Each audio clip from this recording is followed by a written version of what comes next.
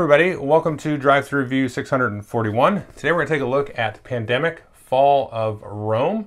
Now this is kind of the latest in the Pandemic spin-off series, if you want to call it that. I played a couple of the others, Iberia and the Cthulhu one, which I don't remember the name of, and I liked both of those, especially Iberia. And then I haven't played the other one, Rising Tides.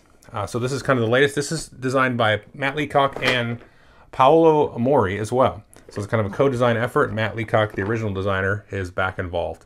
And obviously it's set during kind of the fall of Rome. The players are collectively playing as Rome. You get various different roles, as you would expect, to try to thwart off and hopefully get into an alliance of various barbarian tribes, for lack of a better word, from taking over and sacking Rome completely. So let's jump in and take a look at how the mechanics work. It's Pandemic-y, but there's also some differences and some details that might throw you off. If you're really into Pandemic, you won't want to assume things behave a certain way. So let's take a look at how it works, and then I'll tell you what I think. Okay, so here I've got the board set up. I've got 3 players out here. Now you can see there's large pools here of barbarians with their kind of matching icon. And these are going to be invading through these different kind of routes that you can see here. So you can see these different colored routes are going to match the various different colors of types, and so you can see this gives you a hint of like, okay, the green guys and the gray guys are going to probably be coming through here, and so on like that. So as you start to draw cards, they're going to effectively spread in a little bit more uniformly manner than Pandemic, where they can kind of pop up all over the place, although they will kind of surprise you. Now the setup for that is pretty interesting, because you're going to take and put 4 of these Roma cards, these red ones, or 5 of them I should say, in the main discard pile, and then you flip up these gold ones in a similar manner to Pandemic, where the first 3 you're going to put 3 cubes out, the next 3 you're going to do 2 cubes, and so on. And then players will also get a hand of these cards as well, which are going to map certain areas on the board, and they kind of give you an indication of where they might be. And this is also going to determine where your starting position is based on the cards you're randomly dealt at the start of the game. It's going to tell you which city, so you put your pawn there with 2 of these little Legionnaire tokens here. And then of course you have some cards for the different roles that give you special abilities you can do, and then each role has a little icon here, so if you roll that during battle, because there are dice battles in this game, this is going to trigger that special ability as well. And then based on the difficulty and the number of players and so on, you're going to have these event cards and stuff shuffled into here, and then you have these revolt cards, which are sort of like the outbreak cards, or excuse me, the epidemic cards in the base game. So again, based on difficulty and so on, you'll shuffle a certain number of those into the deck.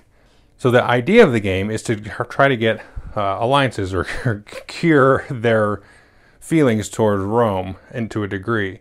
And so that's what these icons are for, like so. And so just like Pandemic, you're trying to discard a certain number of cards to match that color, and then also be in the same region as a little barbarian of that color. So if I was the player, I was in a region of the orange barbarian, discarded 4 of those cards, I would put those there. They're still going to keep coming, but you can actually convert them into legions and have them effectively fight for you. So once you convert all 5 tribes, then that's how you win the game. And there's a bunch of ways to lose the game, of course. If you get the decline marker all the way down, this is like an outbreak, but I'll explain it anyway when we get to that part. So if you get that all the way down, if you run out of cards and you can't draw new cards out of that deck at the end of your turn, or if you go to like put out cubes of a color and you're out of those cubes, then of course you lose the game as well. Now the last way to lose the game is if Rome itself is sacked. And sacked means it's just like having an outbreak in a regular Pandemic. So once you have 3 of a color, if you go to add another one, that's going to sack that city, and you're going to do sort of an outbreak of that color. But if Rome is ever sacked at all, then you instantly lose the game. So on your turn, you can do a few different things. You can move around. When you move, you can take the legions with you. You can take up to 3 with you, and they're going to help you in combat. You can sail, and when you sail, you have to be in one of these port cities, like Roma is a port city, for example.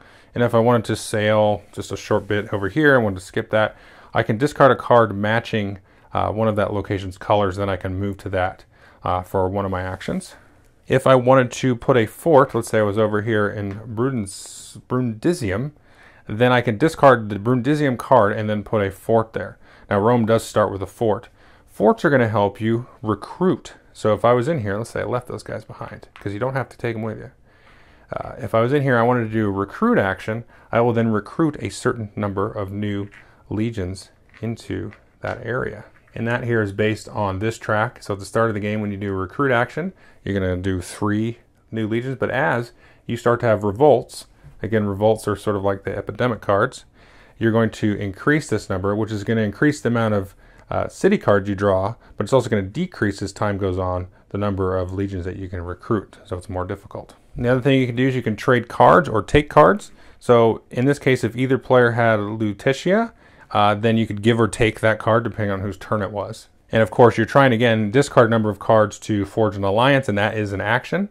And then once you have done that, so let's say in this case we'd allied with the Gray tribe there, as an action I can take and discard a card of that color, and then that will instantly convert all those matching cubes to become legions. That's only after you've allied though with that particular tribe.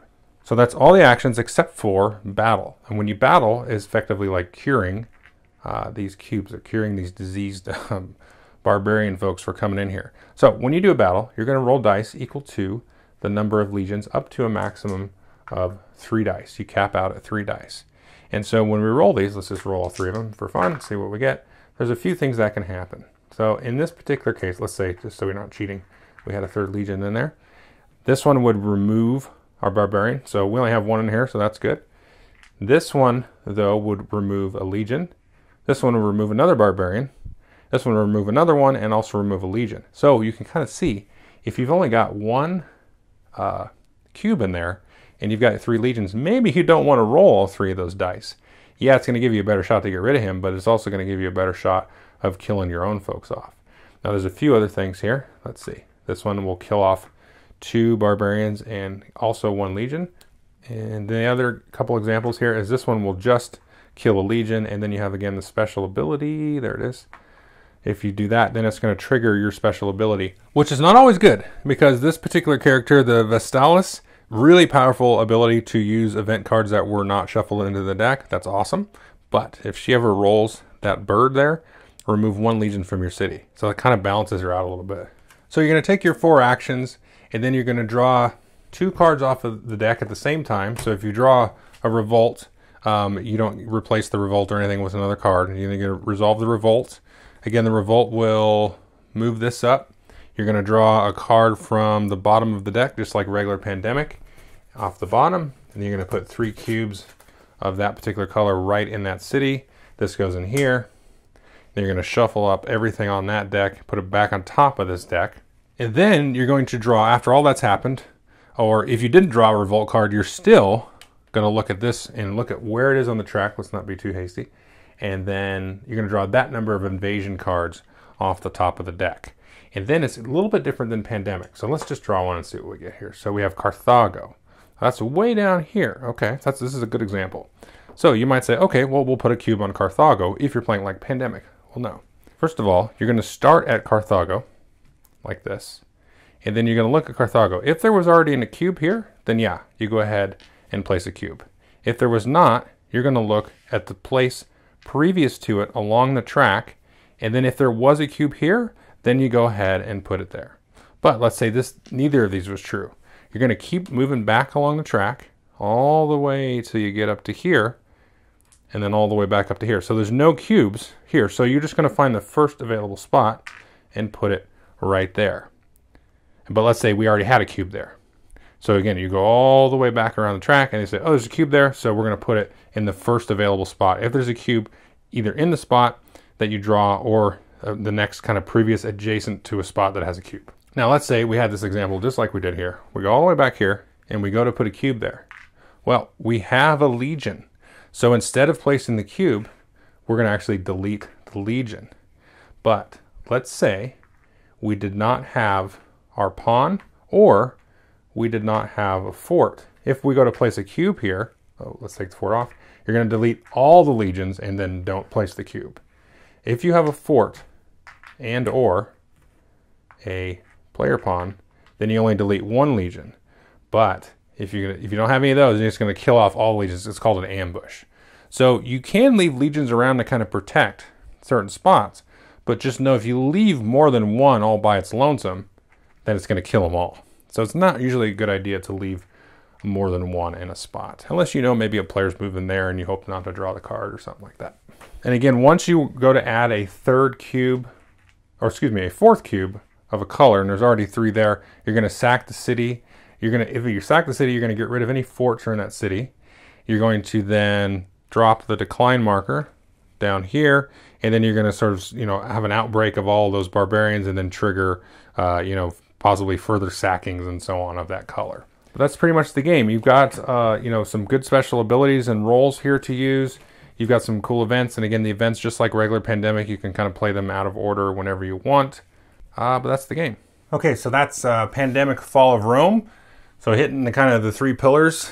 Well, I mean, if you played Pandemic, it's basically like that. You got different player counts. You can solo it. The solo rules in this are really cool because they have very specific kind of variants for the solo rules, which I've tried, and I really did enjoy that. I would say the game probably takes an hour and a half, maybe, just depending on how things go. Like an hour and a half would be pretty rare, though. You should be done in about an hour. And you played up to 4 players. I think the game's going to vary, quite a bit based on the roles that people take. So I think there's going to be, it feels like there's going to be some stronger combinations of roles, just like there would be in Pandemic. That's just kind of a guess. Maybe they're all perfectly balanced, which I don't think they ever should be or need to be. But I feel like there's going to be, different roles will lead to different strategies. As far as what games is it like, it's obviously like other Pandemics. So let's branch off of those 3 bullet points and talk about what I like about the game. I love this game a lot. It's really, really fun. It's got the cool kind of historical thing going on. I like how the barbarians, they invade, right? They come down through the paths, and sometimes they'll jump out, if you get one of the revolts and stuff, and they'll pop out some kind of like ambush kind of thing. But the way that works, the way that you can kind of interact with them with the legions, the whole like carrying legions along.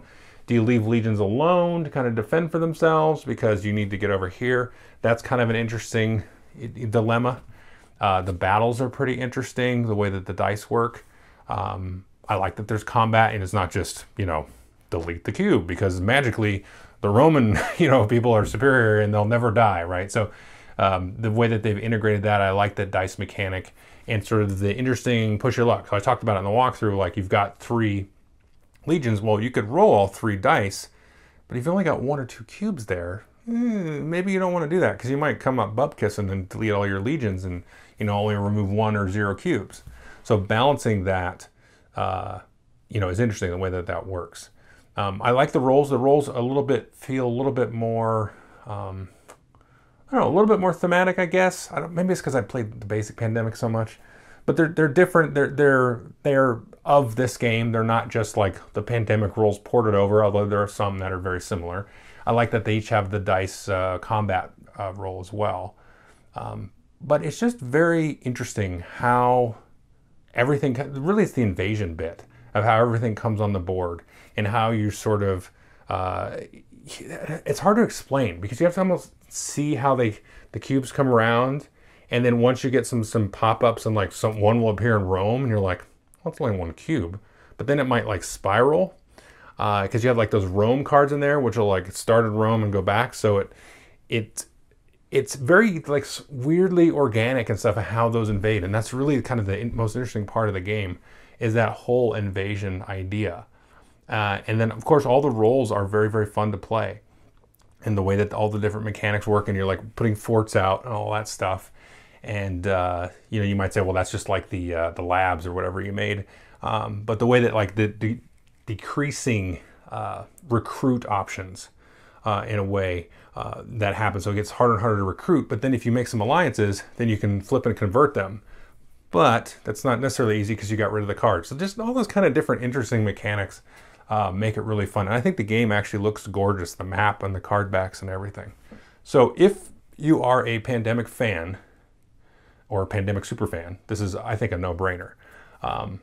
If you've never played Pandemic before, I would recommend this very highly. I don't know that I recommend it over basic Pandemic. I mean, for me, I would. I would much rather play this than basic Pandemic.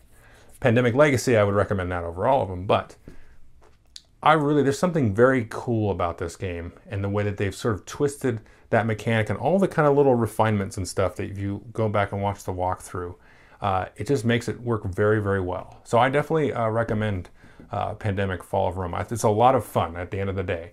So I'm kind of stumbling around my words and analysis stuff here because it's just fun. It's just really fun to play this. So that's all I got. So anyway, definitely take a look at it. Pandemic Fall of Rome.